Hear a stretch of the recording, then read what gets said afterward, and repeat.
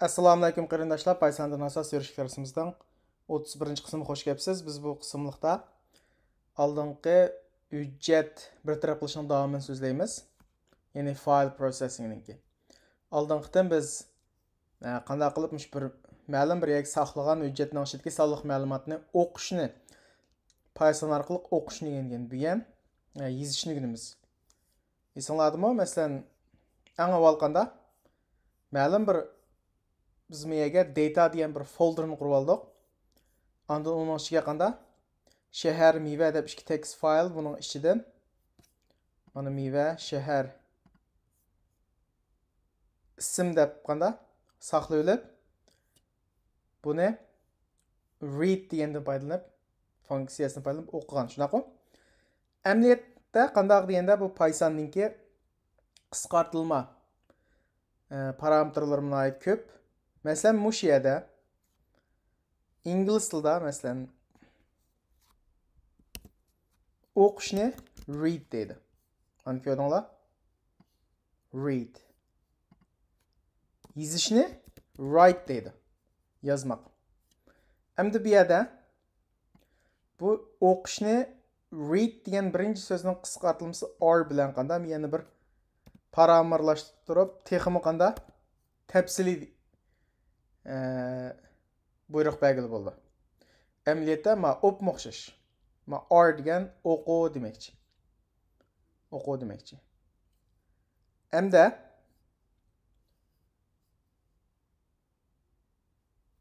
masalan biz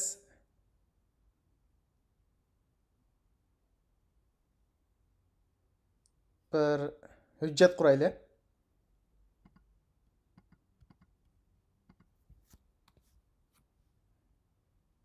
Masalan cat, mushuk demakchi.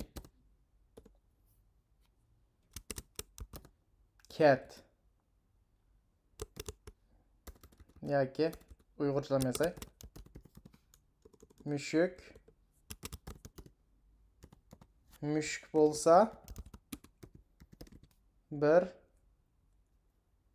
jonliq uning to'rt puti bor o'zi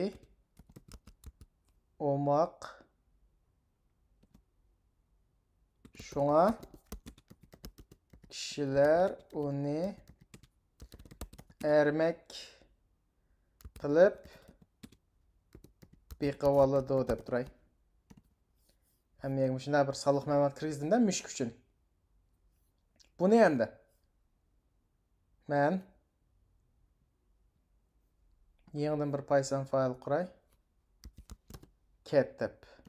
Ism muhim emas, endi qo'ysak bo'lardi. Cat shunaqa. Men hozir bir funksiya qurib, bir funksiya yozib shu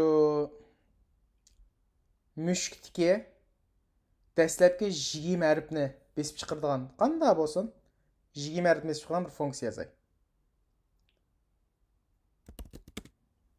Def masalan cat day bununla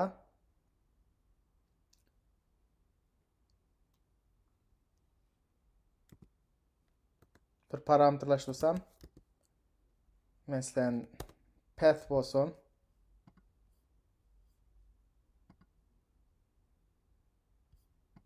Ondan asli biz qanda masalan bir file yoki buning ismini cat deb quraylik. Cat tang nima open nereden açımız ya bir boşluktan yani adresle açtık şunaqı. Ama bunu ben parametrlaştırdım. Path deb. Mush parametrga qanday yazsak bo'lardi? Hamda bu cat masalan bir ism qo'ysam my catdan qanday mush catni o'qiylik.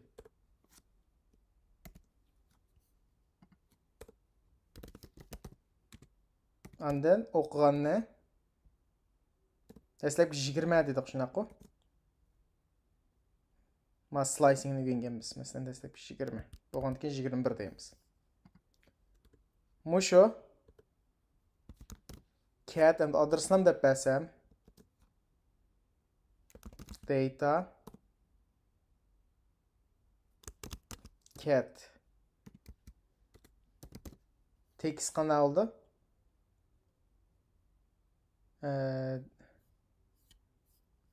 Mush cat mush text faylning ichidan dastlabki 20 ni o'qiydi hozir. Yurgizsam mana bu return olgandan keyin return type funksiya olgandan keyin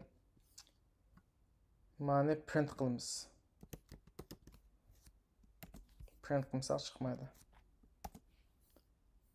Andan biz saqlagan maketni saqlayış. Command S'ni besib saqlashni unutmanglar. Mac bosanglar yoki Windowsda ayrim Control S mo saqlayinglar. Bu saqlatgandan keyin bu yoqqa qurib qo'ysanglar, mana ichidagi mazmun saqlanmaydi demakchi. Endi yurgizsam, mana qarasanglar, mushuk bo'lsa deb mushakchilik qanda besib chiqarib beradi. Chunki men 21 xatliklam deb olgan. Man 50, 70 ya 100 deb almashsang qanchalik bo'lsa shuni.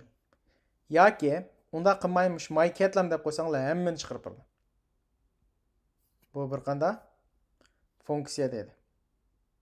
Hamda biz buni o'zgartirib qanday yoza olamiz deganda men miya deydim-ku mana bu. Biz shaklda yozsak o'xshashi o'zgarmaydigan qilib.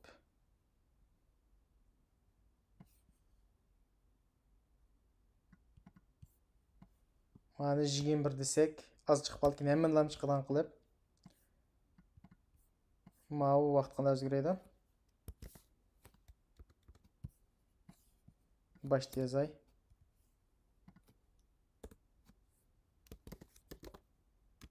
With open path mush path parametrlashtirdim.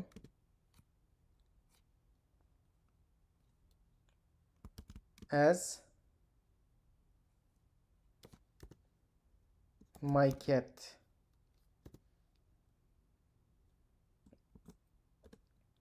bu qanday oldimda ma passni miyaga qanday arni yozma demakchi. Ma passni parametrlashtirgandan keyin mani yozib agar parametrlashtirmasa mani ilib etib bevosita adresini miyaga sanglim bo'ldi. O'xshash. Hamda masalan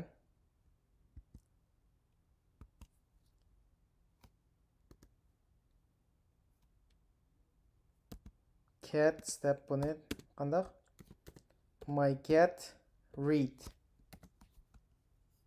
and then return cats deb qo'ysammi yana o'xshash qanday ma pass miyada hamanda parametrlashtirib qo'ydim hozir. Buni natijasi yana o'xshash oldu, lekin vaqtdan biz slice yani kesib olmag'achqa manchinchi element qilamiz demagachga men hammasini chiqarib berdi. Buni yurgizsam mana qarasanglar mushuk bo'lsa deb hammani qanday chiqarib berdi degan gap. Ha ba'zan buni besib chiqarish balkim 3-4 sekund ketishi mumkin. Mushundan chiqsa to'g'ri. Mazmunni qanday? Mush data faylning ichidagi mana data faylning ichidagi mush cat textning ichida qanday? Mushni o'qib chiqarib berdi degan gap. Bu hamda read bu, o'qish bu. Hamda mushni qanday qila olamiz? Buni yozishga o'zimiz hamda mazmun yoza olamiz. Buni men sizga ko'rsatay. Ben bayaq misol qaysam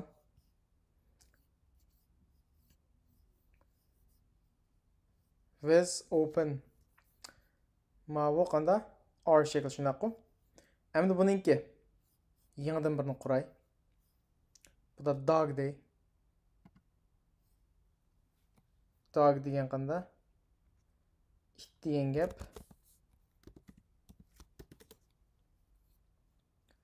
Masalan, ma dataning ichiga qarasanglar, buning ichida nima yo'q desanglar, dog degani itninki. It to'g'risida hech qanday hujjat yo'q, shunaqa. Buni qanday qilamiz deganda o'zimiz yozimiz, kirgizamiz.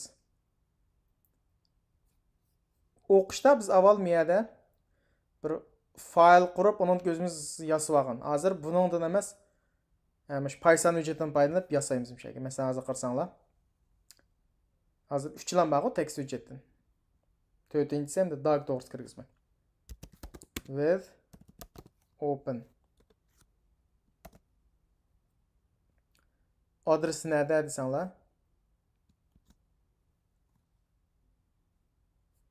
Data ichiga qanday? Dog.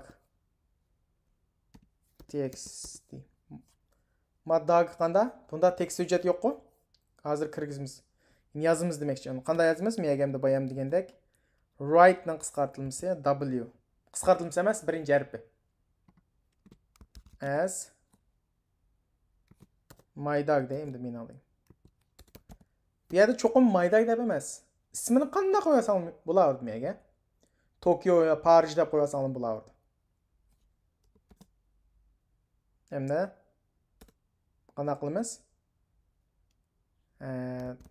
Dogs masalan. Mana shu ism. Nimadan? Hozir my dog write. Mana bu İngilizce'de yazmak degan gap. Şoma birinchisiga W miya W keladi. Endi bu yerga qanda 6-chi it deb bir hikoyami postmi bor. Men buni sho'rman. Masalan, it degandan qanda 6 ishliq it. Mashina kirgizay. Endi buni qanday qilamiz?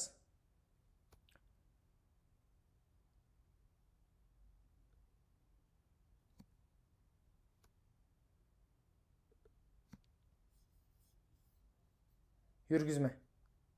Hozir men qarasanglar dataga shu dog file qurildi, uning ichiga 6-chi it yozildi. Yurgizdim. Mana qarasanglar cat va dataning ichiga dog qurildi mana. Hozirroq 3-4 sekund vaqt ketadi. Qurildi. Buning ichida nima bor? Mana 6-chi it deb o'zi kirgizyapti. O'zi hujjat qurib o'zi kirgizdi.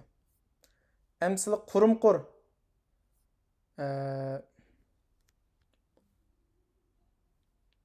Masalan, ma'noga o'xshash quratıltib alma o'zim manday qilmoqchi bo'lsam qanday bo'ldi? Masalan, menga oq et, ko'k et degandekchi. Yan tubelga n. Undan keyin menga qanday? Oq et yan tubelga ko'k et deb shunday kirgizsanglar, üstüne nima qildi. Buni men qilsam,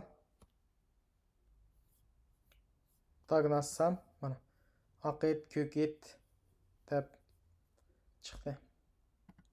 Mana nima chiqmayapti, bir bo'shliq qolib qoldi desanglar, men menga bir bo'shliq qo'yib qo'yibdim. Mana n-ning keyindan bo'shliq yozmasanglar bo'ldi. Hamda yo'qaydi demakchi. Shu write, ya'ni Python orqali bir hujjatga sonliq ma'lumot yozish degan gap. Endi buni masalan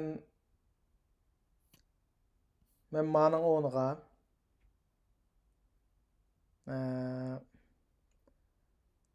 bir funksiya yozib,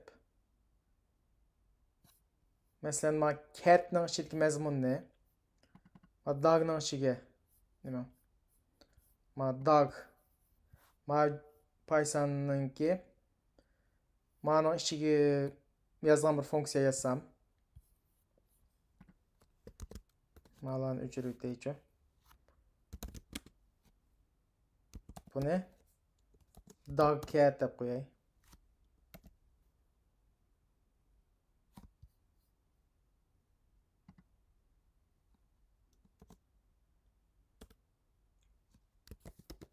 With open. Biz qanday qilmoqchi? Mush dogning ichiga yoki yangidan bir hujjat quray bo'pti.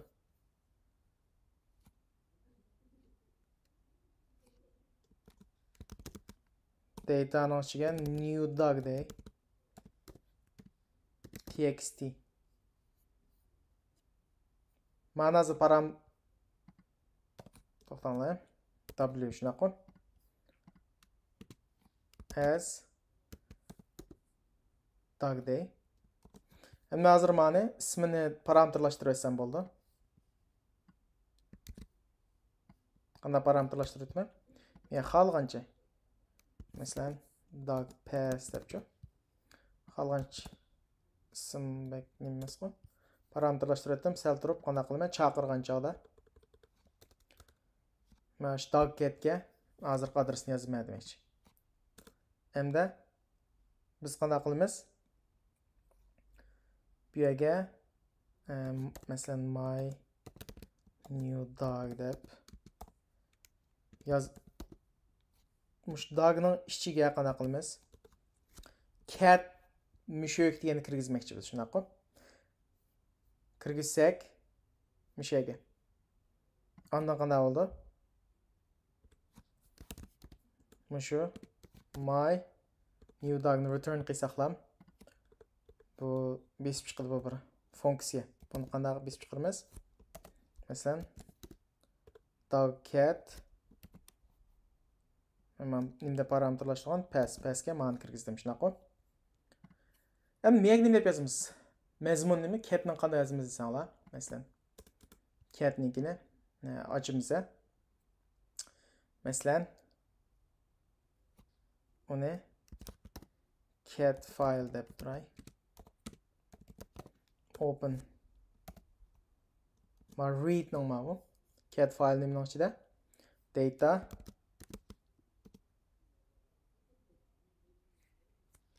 cat txt. Shunaqa. Endi bu catning ichida nima bor? Bu tang cat file read. Mush o'qib oldi bir mazmunga tan qilib oldik. Endi mush mazmunni qanday barliq ishni misha yozamiz. Tushuninglarmi?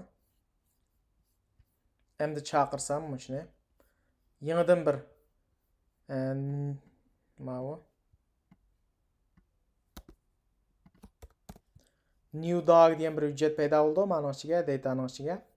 Ondan uning mazmuni mush catning mazmuniga o'xshash bo'ldi. Chunki men ma'nodan boshqa cat bir saqlab oldim, o'qishni anon kimiyaga saqlaganini yozdim, ashni yozma deb. Yurgizsam qarsanglar ma data folderning ichiga new dog degan biz yozgan new dog qurildi. Buning ichini olsak, mana mushuk degan mazmun yozildi degan gap. O'xshash mazmun yozildi. Mana bizning kodimiz. Endi kod degan endi mushunda narsa. Hozir o'zimiz ma'lum bir ehtiyoj tushgan yoki o'ylagan bir narsani bunday yozib baqsaq bo'ldi. Bu eng tarsim shakcha ko'proq mashq qilib